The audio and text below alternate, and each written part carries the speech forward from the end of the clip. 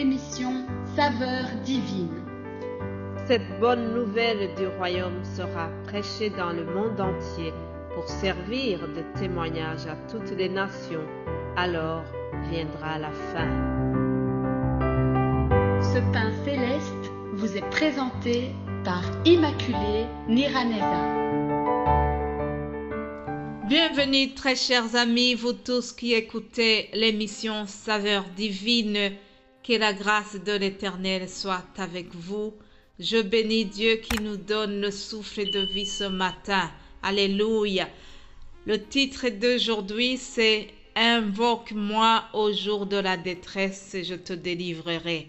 Ça c'est une invitation de l'Éternel qui nous demande de l'invoquer au jour de la détresse. Alors, je vous ai dit que toute la semaine ici est réservée aux enfants. On fait honneur aux enfants. On sait que les enfants sont une bénédiction de l'Éternel. On sait que les enfants sont précieux aux yeux de Dieu. Jésus a dit à ses disciples, laissez venir à moi les enfants. Ne les en empêchez pas, car le royaume des cieux appartient à ceux qui leur ressemblent. Alléluia. Les enfants sont donc un cadeau du ciel. Ils sont précieux aux yeux de Dieu. Alors, hier, je vous ai parlé de l'enfant qui s'appelait Jephthé. Et aujourd'hui, il y a un autre enfant, toujours dans l'Ancien Testament. Oui, la Bible parle aussi des enfants de l'Ancien Testament. Il y a eu des enfants qui ont été sauvés. Il y a eu des enfants qui ont été mis à l'honneur. Les enfants ont été délivrés grâce à l'intervention divine. Je vous amène dans une famille d'une veuve à Sarepta, où Élie, le serviteur de Dieu, a été utilisé puissamment par l'Éternel. Lisons dans le premier livre des rois, 1 Roi chapitre 17, à partir du verset 17. Je lis au nom de Jésus-Christ. Élie ressuscite le fils de la veuve de Sarepta. Après ces choses, le fils de la femme, maîtresse de la maison, devint malade, et sa maladie fut si violente qu'il ne resta plus en lui de respiration. Cette femme dit alors à Élie, « Qu'y a-t-il entre moi et toi, homme de Dieu ?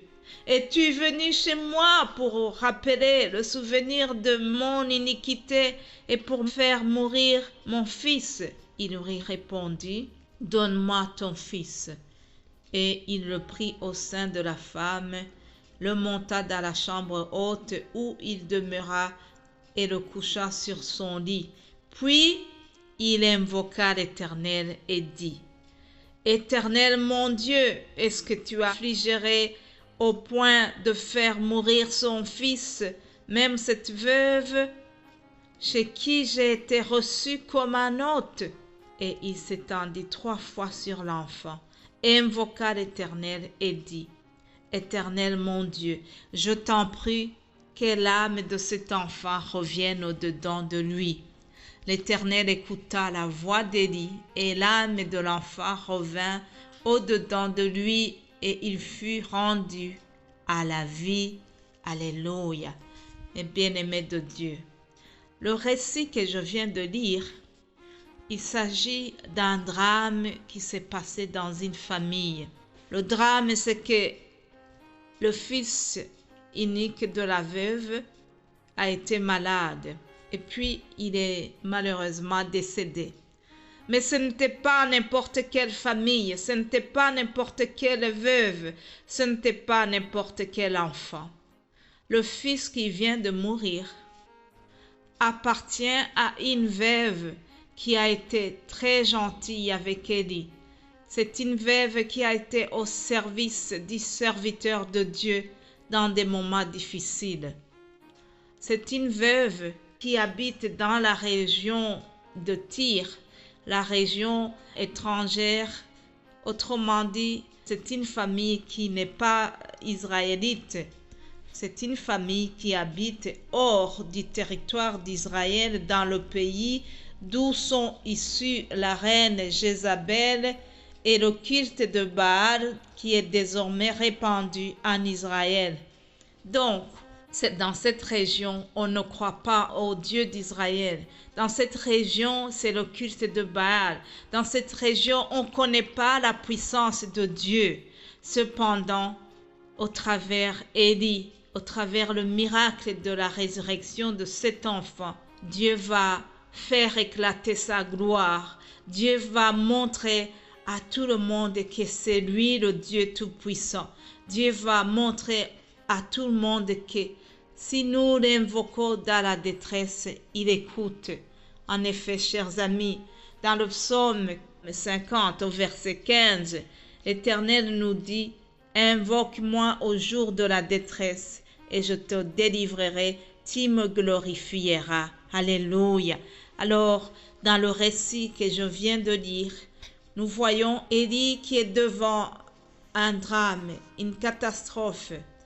La maman vient pleurer auprès de lui en lui disant que son enfant est mort. L'enfant est décédé.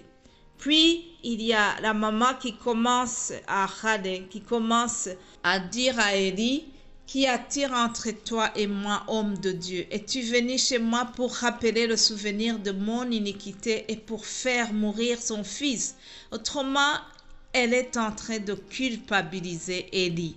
Parce que la tradition de l'époque disait que s'il y a un grand malheur qui arrive pour quelqu'un, certainement que elle ou il a commis un grand péché et qu'il reçoit la punition de Dieu.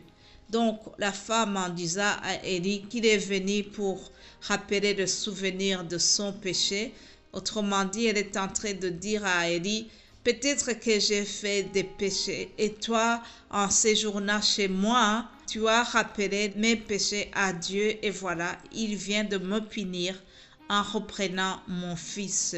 Alors, Élie était très affligé puisqu'il connaissait comment cette famille a été tellement gentille à l'égard de lui. Il va le rappeler à Dieu dans le verset 20 où il dit « J'ai été reçu comme un hôte ».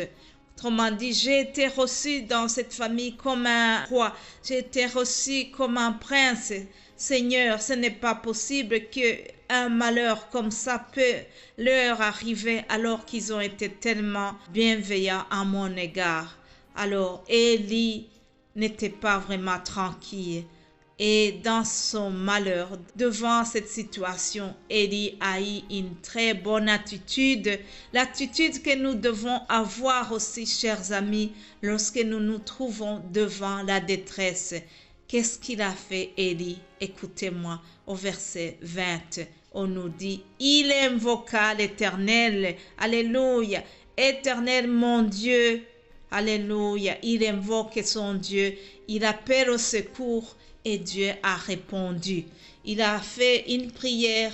Alors il a dit, Éternel mon Dieu, je t'en prie que l'âme de cet enfant revienne au-dedans de lui. Et le 22, verset 22 nous dit, l'Éternel écouta la voix d'Élie. Alléluia. Plaise à Dieu, quand nous implorons le secours de Dieu, il nous écoute.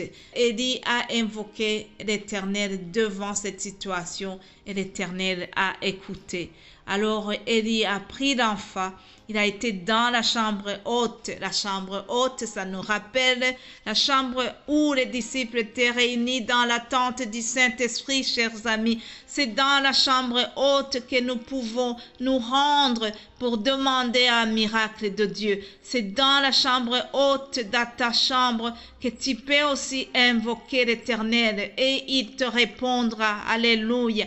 Comme il a fait pour Élie. Alors Élie a imploré le Seigneur et l'Éternel a répondu. Alléluia. Il a répondu favorablement à sa prière et l'enfant est ressuscité. Puis le fils est redevenu vivant et la femme a reconnu qu'Élie était un homme de Dieu. Mais bien-aimé du Seigneur, lorsque Dieu fait un miracle, c'est pour que le monde croie en lui, c'est pour que Dieu soit glorifié. Si Dieu fait un miracle, c'est pas pour que nous soyons mis en avant, ce n'est pas que nous soyons glorifiés, mais c'est pour la gloire de l'Éternel. Alléluia. L'Éternel a honoré son serviteur Élie dans cette famille. Et la femme a été vraiment très étonnée du miracle aussi. Et la femme a dit à Élie, je reconnais maintenant que tu es un homme de Dieu. Alléluia. Je prie que Dieu nous fasse vraiment aussi des faveurs autour de nous et que les gens reconnaissent que nous sommes des serviteurs de Dieu, chers amis. Alors, je termine en te demandant aussi d'invoquer le nom de l'Éternel au jour de ta détresse. Invoque-moi au jour de la détresse, nous dit le Seigneur. Soyez bénis, que Dieu vous bénisse abondamment et nous allons nous retrouver demain par sa grâce. Amen.